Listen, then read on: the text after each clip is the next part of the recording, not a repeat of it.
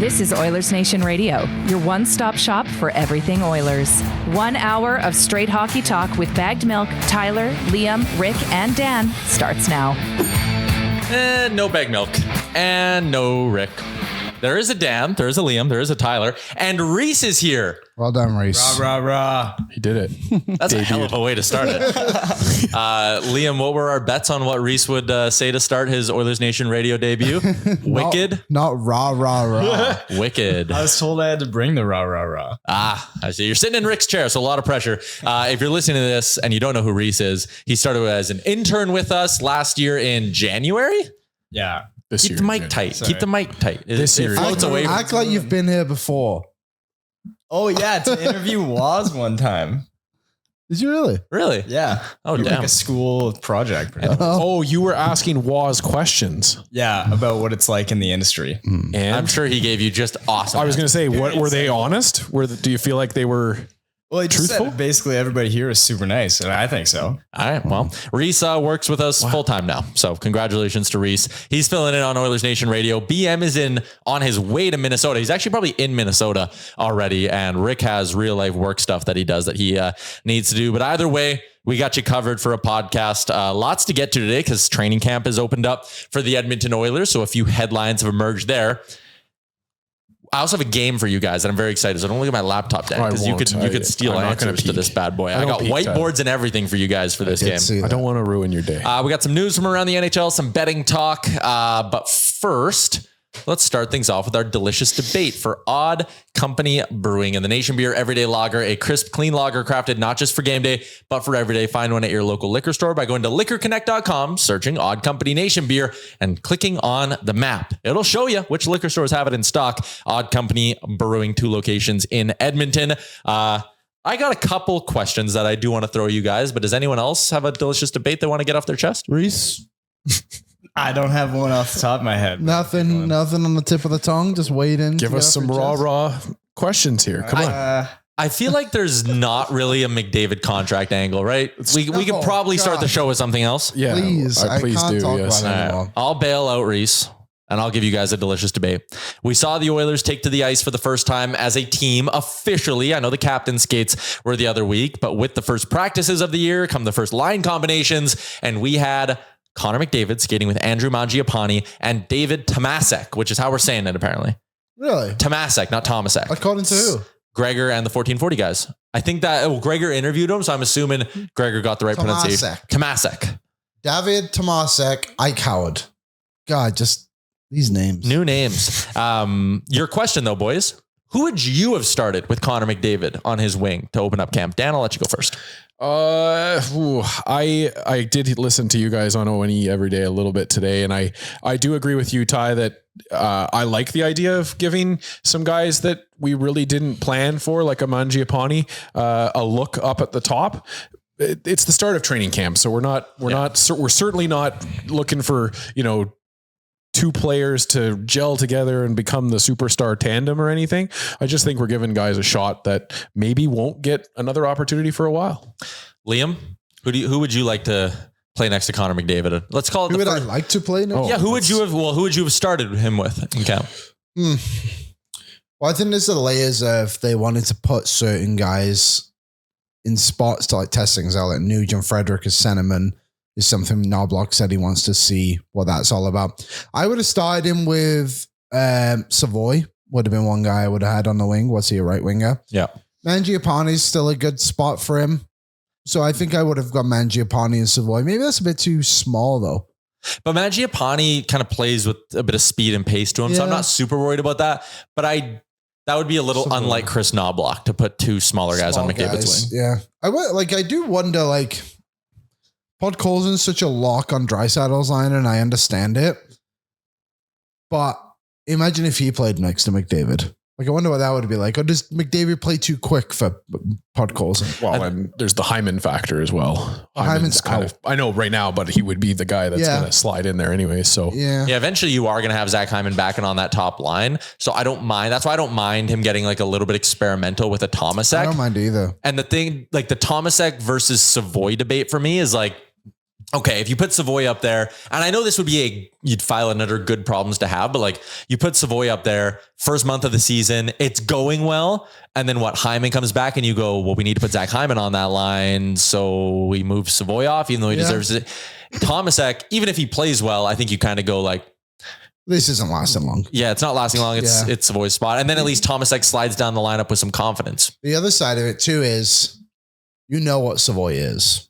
Like you've seen to an extent, but he's been in the organization in comparison to, how do you say his name? Tomasek. Coming over from Europe. You know what he is. Like you obviously watched a lot of video of him. Yeah. Sounds like they went over and watched him in person as well. And that's significant, but smaller ice. How does he do with the physicality of things? I know it's practice and all that good stuff, but like I could see him getting a couple of games. Whenever McDavid plays, I'm assuming it won't be Sunday for the split squad. He might play like split squad. I think he almost have to play everybody. Do you think that's why they have the two different teams? But there's 5 lines on both teams. Oh, yes, maybe not. So maybe not. Reece, that's interesting, isn't it? Reece, who would you like to see next to McDavid? Are you good with Tomasek and Mangiapane, or would you like to see someone else there in the first game? I like them both being there to like go basically see what they've got, see what they can play with McDavid if they can handle it. But I also do not mind seeing, like, I'm sure that they will get reps, but I'd like to see Howard and Savoie like up there getting opportunities with them like before long. Yeah, the Savoie one's interesting. And I wrote about this earlier in the week. I think it was yesterday. It went up on Oilersnation where like the idea of Savoie and Nuge kind of gelling and giving you a third line that like consistently outscores the other team. And you know, it's not, I agree with the people who are like, you need to properly develop skill. You need to put these guys in positions to succeed. And like, yeah, I don't want to see Matt Savoie or Ike Howard playing with Henrique and Janmark or Kapanen and Henrique, right? Like that to me, agreed. That's a bit of a waste. Playing Nuge isn't a slouch. Nuge is a good centerman. So having Savoie with Nuge, I don't mind that at all. Howard, I think they're easing Howard into his first pro camp a little bit. Like you said, Liam, Savoie's a bit more of a known commodity here. Yeah. Howard, you don't know how he's going to look against other pro hockey players. All you know is how he looks against the other rookies. So yeah, I would like to see Howard up there at some point, but do you think he's the biggest question mark at camp? Both, I'm not even saying in a bad way, but in the sense of like like Tomasek has no expectations. Like we've all sent him down in our predicted rosters throughout the summer. Yeah. Because he's eligible too. But like, there wasn't ever a scenario in a lot of people's minds. Maybe some people had it where it's like, what if Ike Howard isn't good to start the year? I don't know. We just spoke about it on O&E, but like, he does seem like the one guy who's like, we don't know. Like, if Phil Polazar come into camp and they're not good enough, they get sent down, I don't think anyone would be shocked. But if Ike Howard, after, let's just call it what it was a poor rookie game, both of them. He needed to be better. Granted, he hadn't skated that much, and I understand all that, but like, if he gets sent down, again, I don't think it's a negative thing for him in the grand scheme of things, but it's just something we're not expecting to happen. Yeah, I just think that I think if you had put a Howard into the situation, like to me, Tomasek. Start it with toe. Tomasek is a guy that I think like you said, Liam, we've all got him kind of penciled in to be cut at some point from this camp. Yeah. So have him early with McDavid. Be is going to be in this camp, I think, for the entire time. Oh, that's a good point. Yeah. So like he's going to be around. Tomasek is going to be out, I would assume, some point very soon. So why not give him a look with McDavid? Because at some point in your lineup, you might need him. But I think Tomasek, I still think he'll break camp with the team, but I do think there's a world, obviously, where like, if he doesn't work with McDavid, like find that out now, see how he looks with 97. You know, maybe that's even putting him in a good spot to succeed in his first NHL training camp. He's 29. He's never come over and played pro hockey in North America. And if it doesn't work, then like, all right, you have the back end of camp to be like, does he work better with Nuge? Is he a third liner? Is he a checking fourth liner? Like wherever he kind of slots. With Howard, it's almost the reverse. We're like, yeah, get him up to speed in camp, let him get his puck touches, all of that stuff. And you know what? If he gets better and better as the camp goes on, then in the last week of training camp, staple him next to Draisaitl, because Howard's a bit more of like a boomer bust is the wrong way to put it. But like he either needs to be playing with skill or he needs to be in Bakersfield. Tomasek could be a, wow, what a surprise in our top 6, or hey, good fourth line player. And that's where he's starting the year. I agree. I like it. I think the Hyman being out benefits Tomasek. Oh, big time. Honestly, probably more than any player on the team. Potentially, yeah. because he's again like we just don't know enough about him to like really judge him fully, but like similar stature, I guess, to Hyman. 6'2". Yeah, he's a big body. He's a big. How tall frame. is Hyman? I think he's like only 6'1". I think he's a little bit smaller than that. That's a small fella. 6'1". That's not that small. It's pretty big. Reece is a wee lad. Depends who you ask. Yeah, depends who you ask. Yeah, that's a good point though, Liam. Because like I was thinking like, oh well, like does Hyman being out, does it benefit like a Frederick or whatever? But like Frederick's on this team. Frederick's getting important minutes no matter what. But like Hyman being out really could be the difference between Tomasic like making the team or not. Like that's a very clear spot in the lineup that he is now sliding into. He never would have gotten a look next to 97 if Hyman's in training camp. Zach Hyman is 185 centimeters tall, which is 6'1". Okay. What's the conversion? I am on Wikipedia. I read both of them. He really, I never really thought about it like that because even like Lazar's not rolling back the years. I know he's back in Edmonton, but this isn't the Oil Kings anymore. Sorry, Curtis. I do love how the Oil Kings are finally able to use someone like Lazar, and it's like we're pushing him. Promote our opening night. Play tomorrow, by the way. Oil Kings. Yeah, WHL season getting going. Yeah, what do you guys think of Podkolzin, Draisaitl, and Kapanen? I thought that was, it's interesting that on the McDavid line, Knobloch was a little more willing to throw shit at the wall, see what sticks, right? Like Mangiapane, Tomasic, both unknowns. Draisaitl, he was like, well, Podkolzin and Kapanen were there to end the year or whatever. It's their job. Yeah. That's kind of the vibe I got out of that. Yeah, it really feels like since the Yamamoto, Draisaitl, and was it Nuge? That was that three-headed monster that they've just been looking for something that Leon is just comfortable with. And so to me, it just feels like Leon's comfy with this combination. So give it to him. Yeah, I think that is absolutely fair. Another thing too on the Isaac Howard thing, because I was just reminded of this when you brought up Yamamoto. Remember the Oilers drafted Yamamoto. Then that year he broke camp with the team, played 9 games, didn't score a goal, 3 assists, went back to the dub for the rest of the season. Then that next year, it was kind of like, oh, is he not going to be in the end? And he played 17 games last year, scored once. I think opening night he scored, then never scored again. Then he went down again. Then it was the year after where he didn't make the team out of camp. And then he finally came up on New Year's Eve for that game against the Rangers. And then he was nearly a point per game player the rest of that season. With Ike Howard, I think it's very similar where they're actually probably pretty close to the same age now that like Yamamoto would have been. Smaller guy who has, some scoring pedigree. I think Howard has a higher ceiling, obviously. Yes. But the idea that Isaac Howard might need to go down for a month or 2 months, that doesn't mean that this is a failure and his rookie season's like he could still come up in January and end up playing a very important role, a la Logan Stankoven 2 years ago. Yeah, Stankoven. There's plenty of other guys who have gone through that kind of stage in their careers as well. Like being sent down, there's such like you said, a bit of a negative stigma about it, but like he'll go down there and he'll be the best player on the team. And he'll play power play. Best offensive player on the team, I should say. And I think the Oilers, like we spoke about it on O&E a little bit too, of just like player development. The last few years, they have put an emphasis on it. And I think it has got better. And I think you can look at Savoie and Philp as being like, I know Philp's older, but like 2 examples of it. Both played penalty kill, both played power play last season in Bakersfield. They put him in situations to succeed, which is something Bakersfield hadn't done for a while. Management hadn't had it that way for whatever reason that may be. But like now we're seeing guys kind of formed a little bit more of like all-round players. Like don't be surprised if you see a Savoie play on the penalty kill at some point this year because he's done it so much in his career so far as being a professional. And he was good in Bakersfield. He was good. So Ike Howard, I have full expectations that he will be a really, really great player for the Oilers. I think he's going to be awesome. I think he's going to score a lot of goals. When that'll stop, I don't know. But it might just have to start in Bakersfield, and that's okay. I also think he will make the team. Okay, let's go around the horn right now. I'll give you a Bet365 minus 110 odds each way. So even money.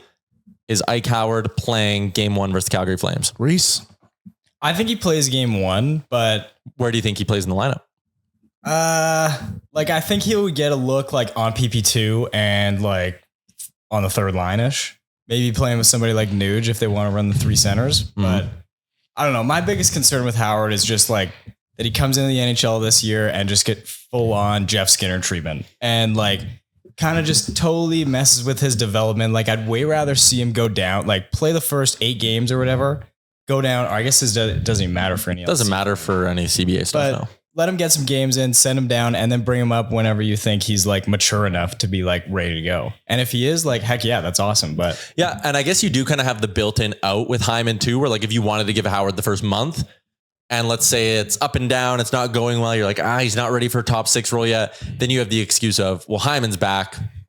Whatever, but and that would be my only thing is that I would say that if Hyman was healthy, I'm guessing that Howard probably doesn't make this team just based off of what I've seen of him so far, which is a very small sample size. Yeah. But for a guy that went into a rookie game with the hype and the surrounding noise of, asking for the trade and everything, it just wasn't there. So I would say that he probably wouldn't make the lineup if it wasn't for the injuries that we already have. I could see them. I genuinely don't know the answer to the question of where he's going to be in the lineup though. But yes or no, is he in the lineup? I think he is in the lineup for game 1. Yes, Liam. Yeah, I think you will be. Yeah, I had him. We did our lineup projections on ONE today. Download that new episode. I had him with Tomasek and Nuge on the third line. So like a bit of a scoring third line kind of deal. And then I built my fourth line to be more defensive with Henrique, Janmark, and Kapanen. So that's how I structured the bottom 6. But yeah, I do think he will make the team. Then I guess at that point, the interesting question will be, does he play well enough that when Hyman returns to the lineup, does it force the Oilers' hand and they have to send someone else down? Be interesting because again, the appeal of, Tomasek and Howard, that might be like the internal competition for when Hyman's back because neither of them need waivers. And I don't know, like, would you want to waive a Kapanen? I don't think they want to waive a Janmark. Well, and you brought it up, Reece, about we do not want to see a Jeff Skinner kind of scratching the guy for 8-12 games in a row and no explanation, no rhyme or reason to it. It's just, and you can't do it to a young player either. And that goes for Tomasek, that goes for Howard, it goes for everybody. I don't want to see that kind of treatment anymore, but we're going to be in that situation to start just because of injury. Totally. One more, and then we'll kind of wrap up the lineup debate stuff here. Who should be in Zach Hyman's spot on the power play? Night 1 of the season, Oilers, first penalty. I'll paint the picture for you. 8 minutes into the opening game against the Flames, it's 0-0. Rasmus Andersson trips Connor McDavid as he tries to go past. Complains, throws his arms in the air. Can't believe it. 8 minutes into the season, Anderson can't believe this is happening to him. Oilers are going to the power play. What do they play in Rogers Place on? They get a power play? It's time. That's the start of the game. That's the start of the game, right? Yeah, it's the welcome to the ENMAX Energy power play. There you go. Shout out ENMAX. Connor jumps over the boards. Oh, he's already on the ice. Leon jumps over the boards. Bouchard's already out there, we'll say. Nuge, he jumps over the boards.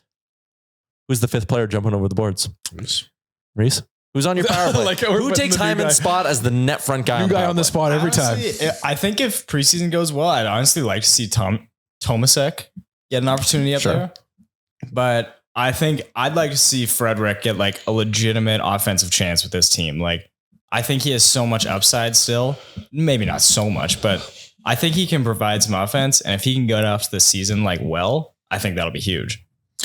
I like the Frederick pick. It's kind of, it's unique. It's a guy that we haven't seen a lot of yet in Oilers blue. So I like that, but we haven't seen him fully healthy. I should say, we haven't seen him dynamic. Also 7 regular season minutes. So both stand true. But Matthias Janmark would be my pick. Just a guy that he's not coming in to steal that spot from Hyman. He's just coming in to hold that spot. I really do think that we take the opportunity to stretch out the minutes or even out the minutes a little bit more between 1 and 2 without Hyman, units 1 and 2 without Hyman. But yeah, for me, I would just slide Janmark up there and he's going to do the job. Janmark's hands are way too bad for him to be on my top unit power play. Did you say Matthias Janmark? I did. That's insane. What level of hockey?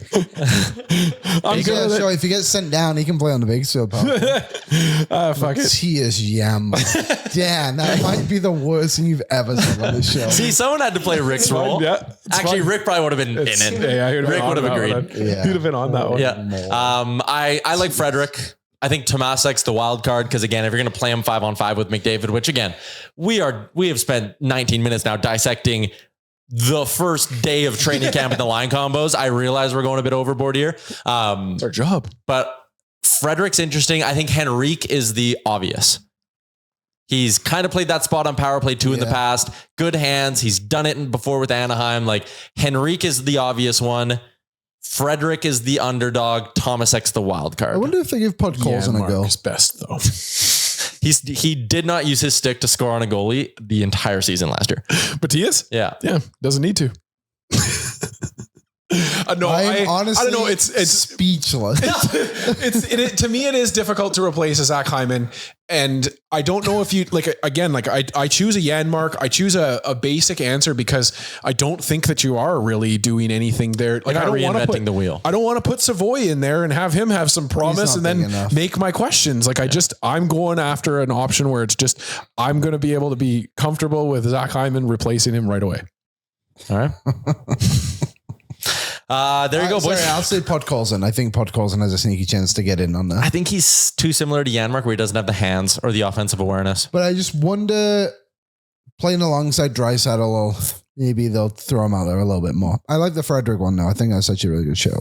Freddie or Henrique is where I'd put my money. Honestly, I think if I had to rank every single forward, Janmark would be 13.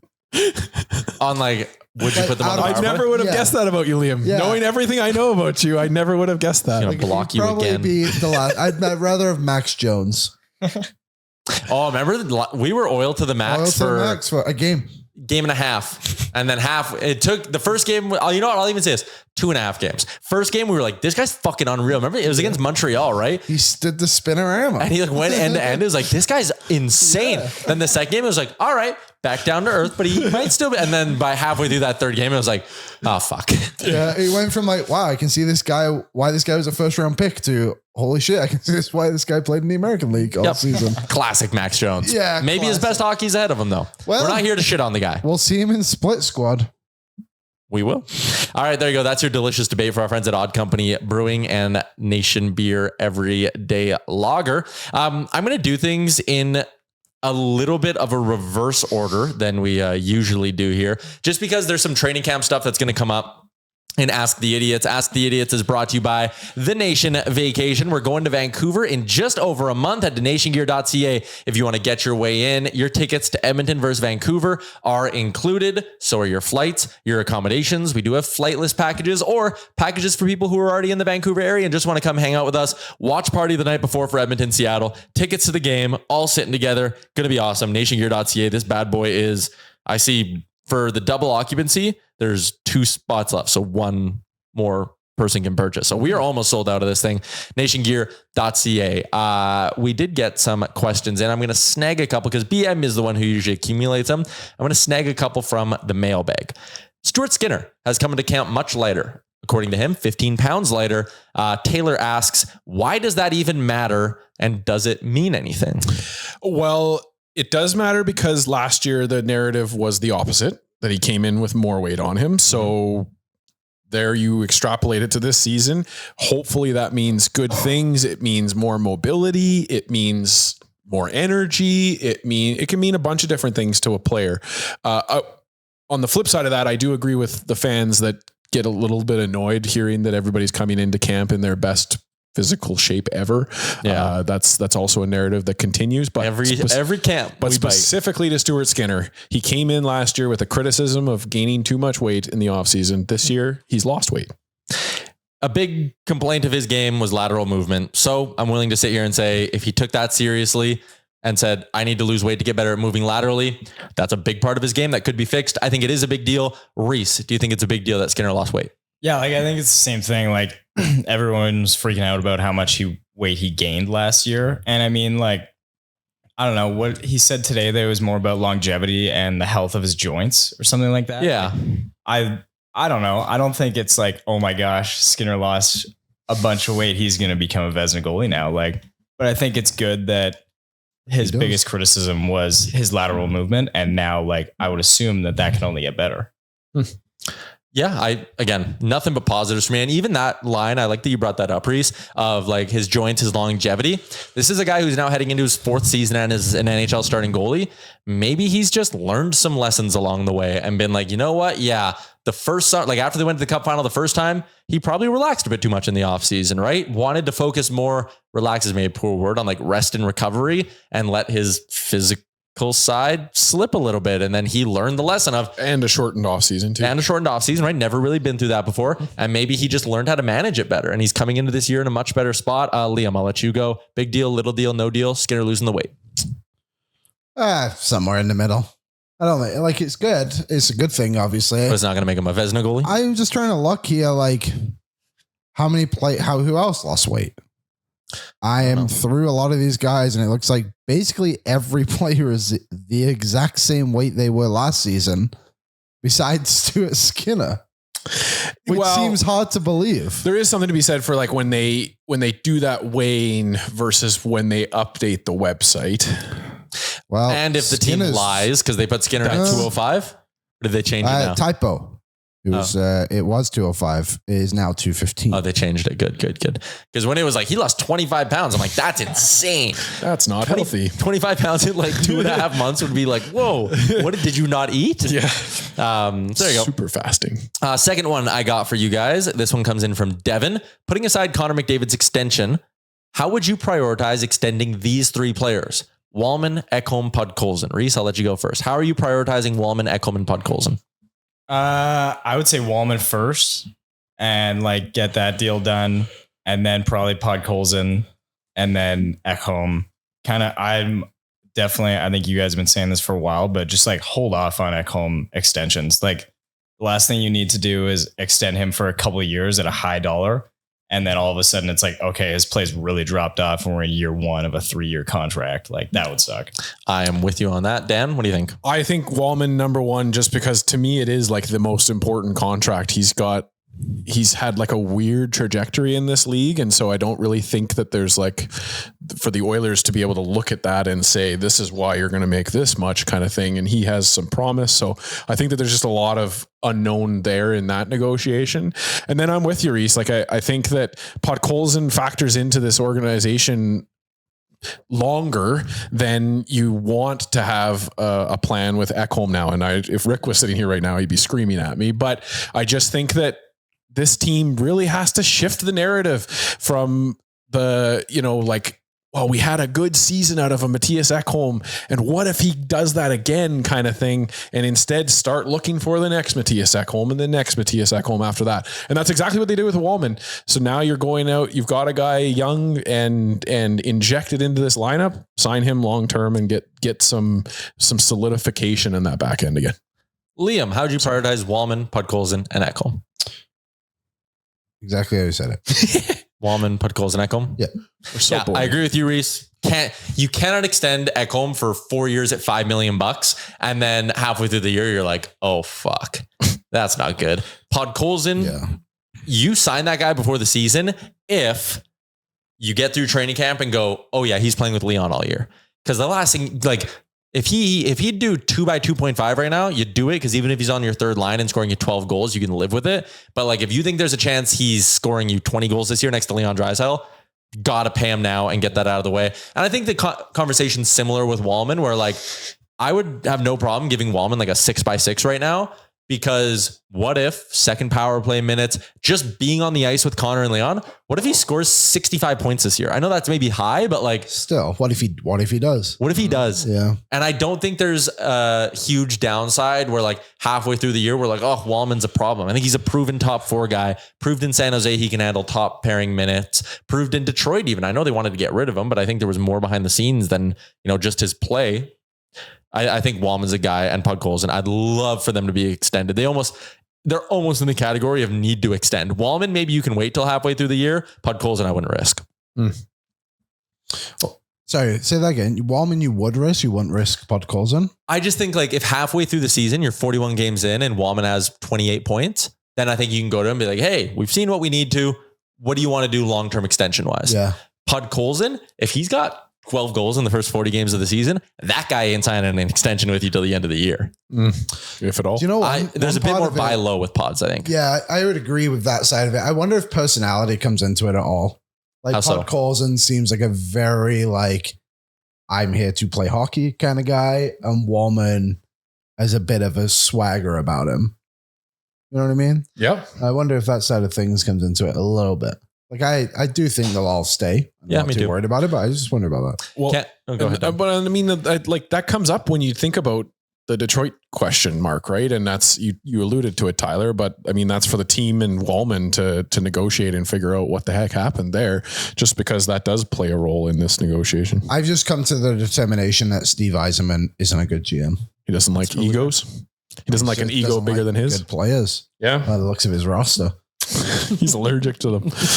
If you're not Swedish, you're not good enough. Fair enough. All right, boys. Let's keep cruising along with the show today. The news is brought to you by our friends at Swiss Donair, the pride of the North Side. Not only is it great for a meal for you and the family or a late night snack, it's also perfect for your events at home or the office. Catering Swiss Donair. Jay did that. He threw a pool party with all his neighbors and he got pizza for all the kids. And then he texted all the dads in his neighborhood in a side group chat and was like, do you guys want Donairs instead of pizza? Elite move. Be like Jay. Swiss Donair, open for 25 years now, open 7 days a week. Check out their location, 8308 144th Ave Northwest, or order online at swissdonair.com. A little bit going in terms of the news around the league. I mean, you have Malkin saying he wants to stay with the Penguins. He doesn't know if this is going to be his last year. Ovi kind of said same thing. Not sure if this is his last year. Anze Kopitar did say this will be his final season. His 20th year with the LA Kings will be his last. A pretty rare one jersey guy, actually. Yeah. In this day and age, especially. Yeah, Him, Bergeron. I'm trying to think of like players of that era. Malkin, Crosby for now. But Malkin did say today that he's willing to look at what Brad Marchand did. And Taves and Kane, both now going to be 2 jersey guys with Taves signing in Winnipeg. Taves 3 jersey guy. He's on the Rangers. Taves? Oh, Kane. Yeah, when Kane. Mike Modano signed with the Detroit Red Wings, you knew it was over. Yeah. There's no more long-term. Carey Price, 1 jersey. Wow. Well, San Jose now. Yeah. That is true. Is there anyone else? Shea Weber. It's done, man. It's over. I'm calling it. Chara, I don't remember. Leon Draisaitl. Jersey. McDavid. Nuge. Lidstrom. Yeah, Lidstrom, Datsuk, Zetterberg were all 1 jersey guys. That's a different era, though. Yeah, a little bit. Like the 20 teams who won the cup from 2010 onwards. That's kind of what I look at as like that era with like Kopitar, Bergeron and them. Yeah. And Kopitar, Bergeron are really the only 2. And Ovi, obviously. Yep. Seabrook. Honestly, Corey Crawford. But they're not legends. Yeah, they don't really count. Keith was close, but then became an Oiler. So anyways, I wanted to play a game with you guys. Instead of doing the news, I got the whiteboards. What? I just wrote down the news. Do I write something else now in my No, we'll call it the news because this ties into off-season news. So for people watching on YouTube, I got the whiteboards for you guys. Big day. What do you think the game is? I'm going to guess Price is Right rules. Guess the next player to retire. I don't know.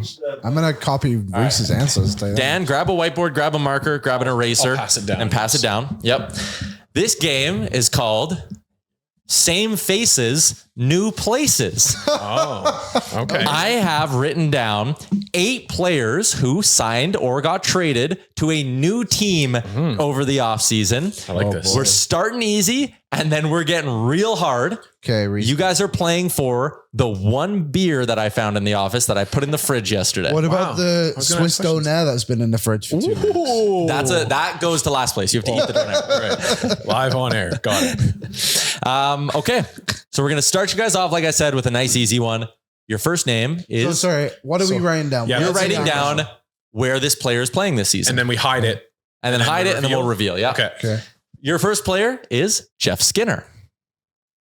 Dun, dun, dun. Oh my God. Dun, I just saw what team he signed for. Dun. Okay, well. Liam, is your answer ready? My pen doesn't work. It's like Big Brother. Do I just go first? Oh, you need a new pen? Yeah. Dan needs a new pen. 1 sec. Pen doesn't work. It was Is there? fraudulent. There's a what? What do you need, Reese? There's I'm okay. It's okay. You can talk. We're on a show. it is recording. If it's do I have to put the team like name or the just city's fine. I don't give a shit. Yeah. All right. You're fine no matter But what. it's Reese. just have to spell it right. You spell it wrong. All right. Dan, did that pen work? It does. All right. I don't- Liam, reveal your answer. Who is Jeff Skinner playing for? Liam goes San Jose. Reese goes Sharks. Sharks. Jose Dan Sharks. goes Ducks. Oh, Dan. point for Reese and a point for Liam. Jeff Skinner did sign a contract with the San Jose Sharks. Bonus question. You're not going to get points for this. Who is the other Oiler who signed with the Sharks this offseason? Klingberg. John Klingberg. Klingberg got a 1 year, $4 million deal. He'll be back. Skinner got a 1 year, $3 million deal. He also shaved off his head. John did. All right, Dan, this next one should let you get back in the race. Okay. Your next player, boys, is Ryan Reeves. Oh my God. I know this one. Oh, Oh my gosh. All right. Liam, you got it? yeah. Dan, I'll let you reveal first. Start it. Sharks. Hey, I Same tried to answer. trick you. Hey. Tried to trick you. Feels like a waste. We could have just kept him up. And it didn't trick anybody. Everybody said San Jose. I did think the Ducks at first, but Henry Thron, your friend, was the one traded. Oh, really? Yeah. Third one I got for you kind of guys. racist, sorry. Remember, these are going to get harder as we go on. How many do you have? 5? Also, I do like that you guys say your answer into the mic when you flip around your thing. That's probably good. Good podcasting. 3. There's 8 names, so we're on number 3. Sweet. Buddy, I have more than that written down. We're doing more of this later. Okay. Okay. Number 3, Jonathan Drouin. Here's the hint. He signed a 2-year deal at a $4 million AAV. Where did Jonathan Drouin sign after I just leaving? watched him try and balance a quarter on a lemon. Reece, everyone's good? Yeah. Liam, we'll start with you. The New York Islanders. New York Islanders. Okay, these guys are way too good at this. I said the Islanders too. Everyone wins. Everyone gets a point. Reece and Liam tied in first at 3. Your fourth player was traded from the Colorado Avalanche this offseason. Your player is Charlie Coyle.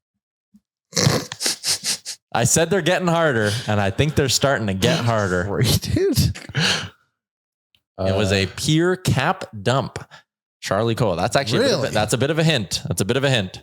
That is a bit of a Where did Charlie Coyle land? I feel like Reece has been playing the new NHL game and knows all of them. This is wild. Just locked in. He knows all the answers. How confident are you? You got this one. I feel pretty confident. All right. I have a Something 1 in totally 32 different. shot. I just tried to think of a bad team. No, We need 2 to in send 32 because All it's right. not Colorado. It's not Colorado. Dan, I said Tampa. Reece, Blue Jackets. hold your mic closer to your face. Pittsburgh. The correct answer is the Columbus Blue Oh. Jackets. Reece, the only one to get a point. I do not remember that trade. Who is Charlie Coyle, by the way? He was that guy I'm just on joking. the Wild. I know. Yeah, he was on the He was on the Wild. 2. Didn't he start with the Bruins? He He started died with on the Wild. He was traded with Miles Wood to the Blue Jackets Oh, right. for Gavin Brindley, a 3rd round pick and a 2nd round pick. Dude, That trade was on happened July 1st. on the 27th of June, so a little earlier. All right, boys, next one. Defenseman, another former Colorado Avalanche, Ryan Lindgren. Where did Ryan Lindgren sign? Dan, they're getting harder I'm after so this. bad at this. I'm going to just guess this team. Liam, Seattle. Reece, Seattle. Dan, Montreal? Dan, I think you know where he signed. It was the Seattle Kraken. I drill myself. Reece leads the way with 5. Aren't you guys Oiler fans? Who pays attention to these other teams? I don't Come remember on. Charlie Coyle. Name number 6. They're getting harder. This player signed a 1-year contract, and Dan, here's a hint, or not a hint. He is a former Hab. He signed a 1-year deal worth $4.85 million. Where did Christian Dvorak sign? Sorry, 1-year deal worth $5.4 million. Where did Christian Dvorak sign on July 1st? Dan's just writing circles. I'm not even going to look at my board. Liam, Philly. Reece, Flyers. Ooh, Chicago. Chicago. The correct answer. Christian Dvorak signed with the Philadelphia Flyers. Charlie Coyle. That should have been 8. Name number 7. If Dan gets one of these next 2, I win. Thank you. yeah, mega points. Colton Sissons.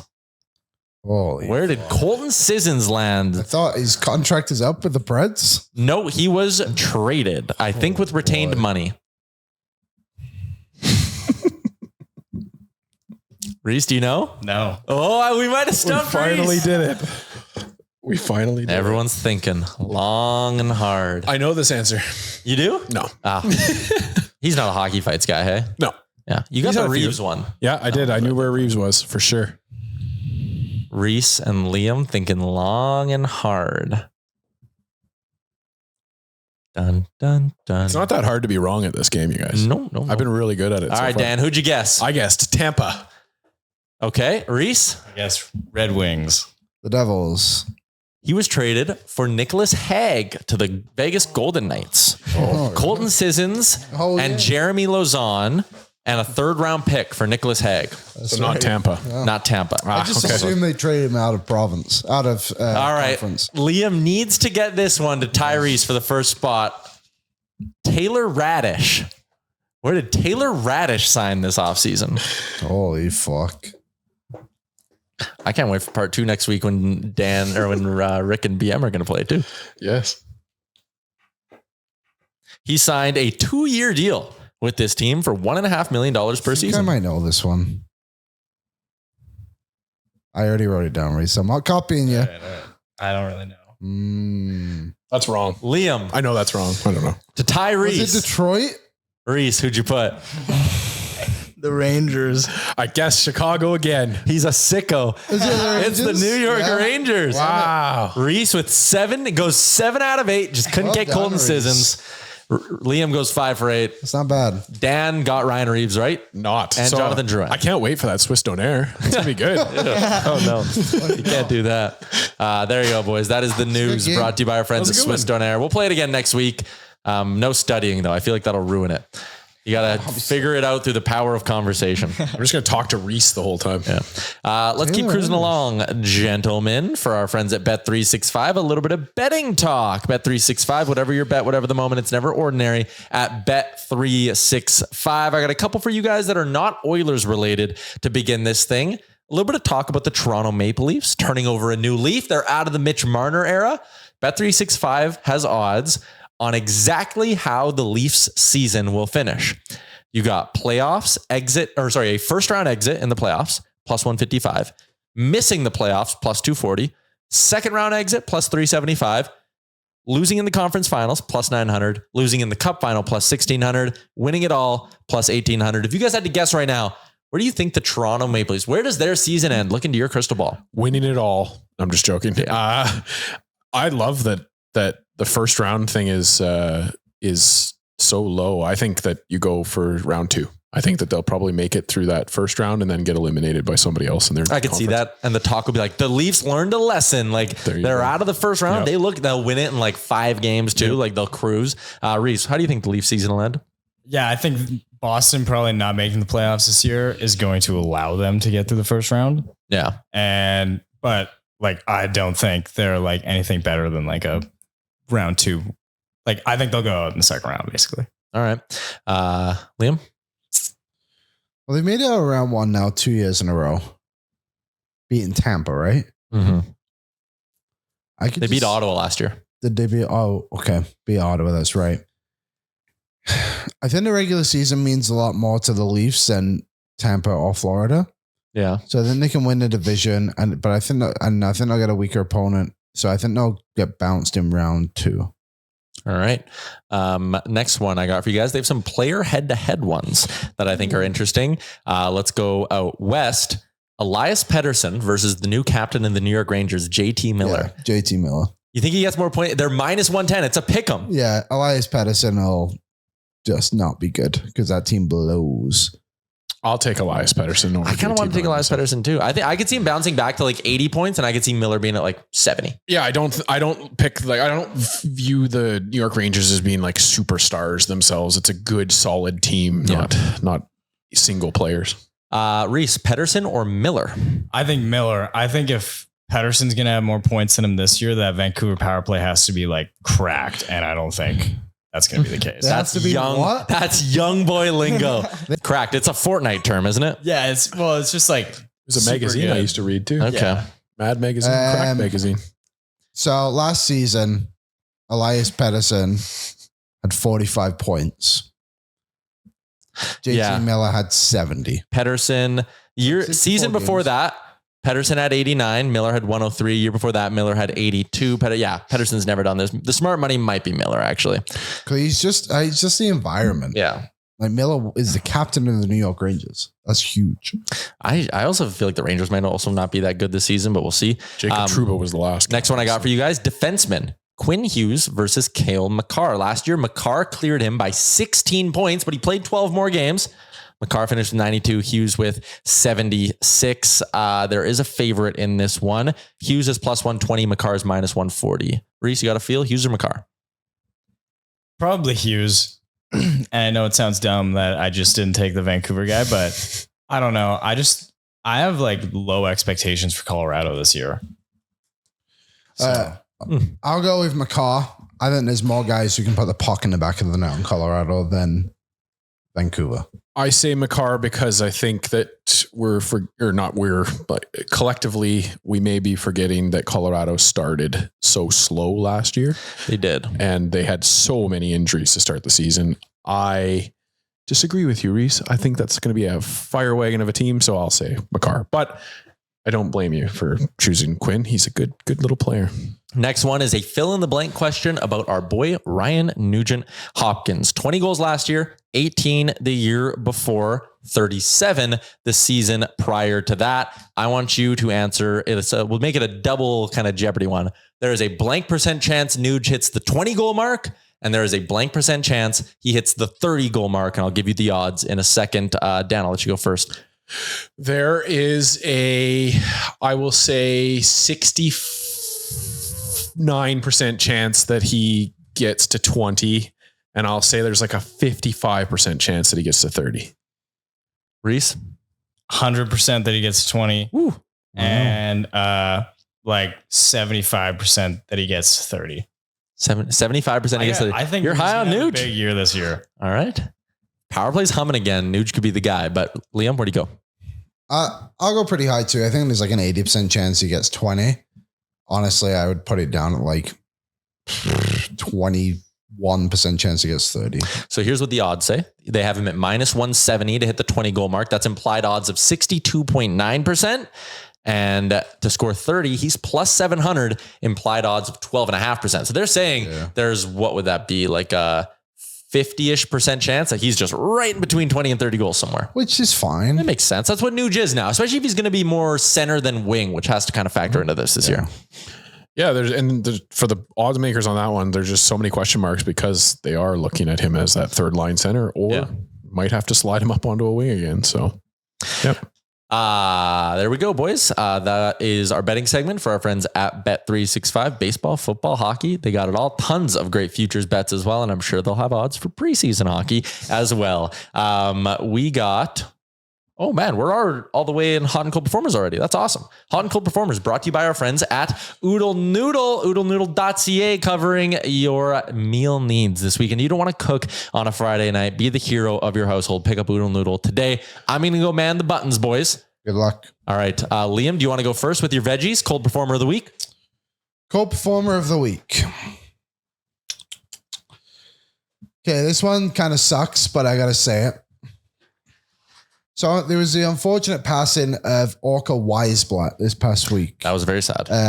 Former Brooks Bandits player, Portage Terrier, was playing in the FPHL, if I'm not mistaken. Yes, correct.